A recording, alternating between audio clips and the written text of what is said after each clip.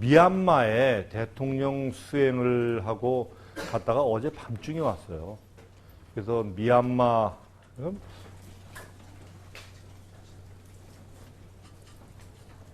대강 뭐야 이렇게 돼 있던가 뭐 하여튼 요게 태국이고 이게 미얀마예요. 그렇죠? 제가 갔던 데는 요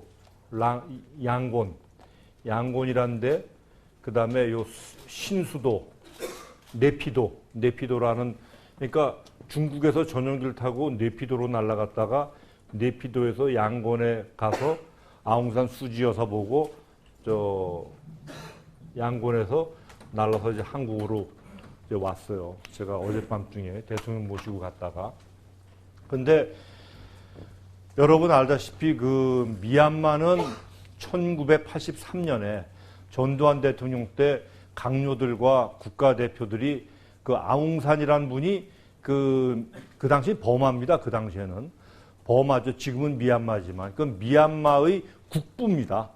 아웅산이라는 분이 그 영국으로부터 해방되면서 이 나라를 그 건립하신 분인데 그분의 무덤에 그 국가 저 장관들이 쫙 가서 거기에 이제 일단 뭐 국립묘지 항상 가니까 딱 도열해서 이렇게 기다리고 있었죠. 여러분은 잘 모를 거예요. 그 당시 역사를. 그래서 쫙 도열해 있는데 그 전두환 대통령이 오기 3분 전에 그 당시 이계철이라고 하는 주 미얀마 대사가 거기 이제 저 도착을 하면서 곧 대통령께서 오신다고 얘기하면서 딱 도착을 했는데 이 북한의 그 테러리스트들이 그 사람이 대통령으로 착각을 한 거예요. 이계철 대사를. 왜 착각을 했냐면 우선 대사차도 이 태극기 휘날리면서 오잖아요. 여기다가. 쫙 오고 이미 강요들은 다 도열해 있는데 대사가 쫙 도착하니까 딱 보니까 태극기 휘날리면서 쫙 오거든. 그러니까 이 북한 공작원이 저 전두환 대통령이구나라고 생각을 한 거예요. 그래서 딱 그 양반이 도열해서 이제 이러고 섰는데 폭탄이 터진 거야.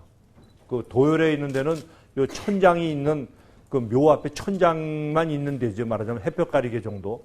그 위에서 폭탄이 터져가지고 그때 뭐 17명이 사망하고 15명이 부상하고 대통령 도착하기 3분 전에.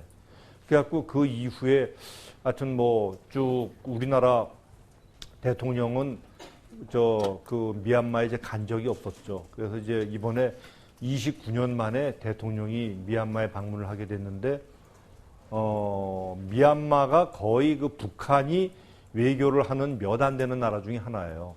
정말로 몇 안 되는 나라. 그래서 이제 거기에 북한 공관원들이 많습니다. 그래서 사실은 가서도 대단한 그 경호 시스템이었죠. 그래서 이제 가서 대통령도 보고 그 나라 대통령하고 회담을 하고 그리고는 이제 저 네피도라는 신수도에서 회담을 하고 이제 양곤에 와서는 아웅산 수치 여사를 만나고 아웅산 수치 여사가 그 아웅산 국부의 딸입니다. 그런데 수십 년간 연금 생활을 하고 했죠.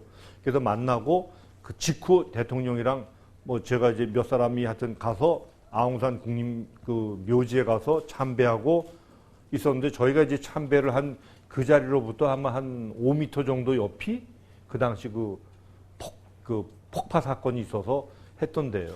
근데 그 당시 버마는 아세아의 맹주입니다. 보통 축구 잘하면 그 지역의 강국 중에 하나가 되잖아요. 아시안 특히.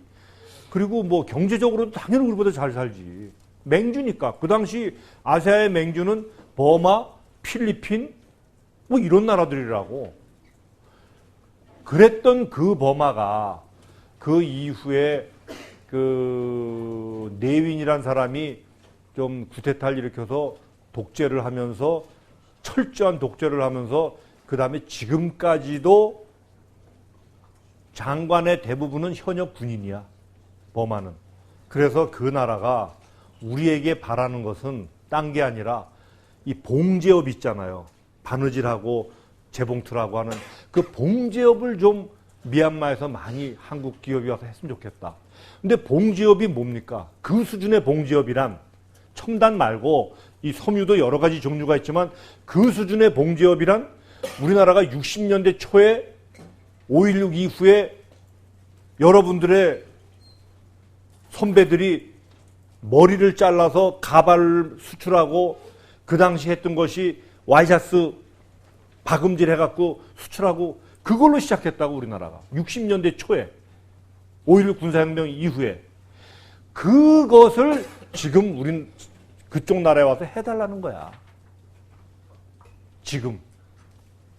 왜냐하면 일자리가 없으니까. 대부분이 노니까. 인구는 6천만 명인데 어마어마한 나라입니다. 인구도. 국토는 우리나라의 한 3배? 남북한의 3배 정도가 돼요. 그러니까 남한의 한 6배 정도 돼요. 인구는 6천만이고. 그래서 제가 이 얘기를 하는 건 지도자 한 명을 어떻게 만나느냐가 너무나 다른 사람의 운명을 크게 결정짓는 거예요. 필리핀 예를 들어볼까요? 필리핀이 63년인가 광화문에 있는 그 미국 대사관 건물을 누가 지은 건지 아세요? 그 필리핀이 지어준 겁니다. 필리핀 기술이 지은 거예요. 우리는 왜? 지을 기술이 없어. 그 5층인지 6층 건물을 지을 기술이 없어, 우리가. 장충체육관 누가 지어줬습니까? 물으면 필리핀이지, 이때 물으면 필리핀이지, 어디겠어. 필리핀이 장충체육관을 지어줬습니다. 우리나라가 못 사니까 불쌍하다고 필리핀이 지어서 줬어요, 우리에게. 이 정도 하나 있어야 되지 않겠냐고. 63년인가 4년, 5년 그때. 지금은 우리나라가 어때요? 지난해 내가 대통령 모시고 필리핀 가서 했던 얘기가 필리핀에다가 무상 원조를 얼마를 할 것인가를 협의하고 왔다고. 엊그제 버마도 마찬가지야. 버마에게 미얀마지만 무상 원조를 얼마를 할 것인가를 논의하고 있다고. 그러니까 여러분들은 포괄적으로 꼭 대통령뿐이 아니라 우리 공무원은 물론이지만 기업인들, 선생님들, 일반 국민들, 하여튼 여러분들 윗대가 정말로 열심히 했고 잘했다라는 것은 여러분들은 누구를 만나도 감사하고 칭찬하고 고마워해야 됩니다. 그거는 미얀마 갔다 오면, 필리핀 갔다 오면 내가 이 얘기를 하지 않더라도 여러분들은 고마워할 겁니다. 그렇게 아시면 됩니다.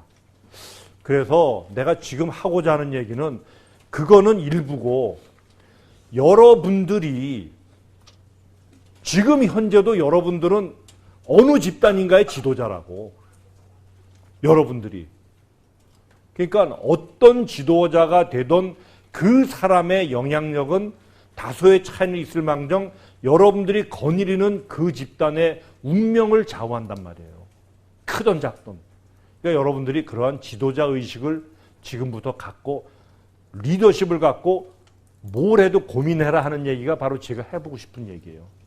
그렇게 고민했을 때 여러분들이 이 다음에 직장을 가던 40대가 되건 50대가 됐을 때 어느 큰 집단의 리더가 됐을 때 그때 여러분들이 그 집단을 정말로 제대로 이끌 수 있다고. 지금부터 고민을 해야.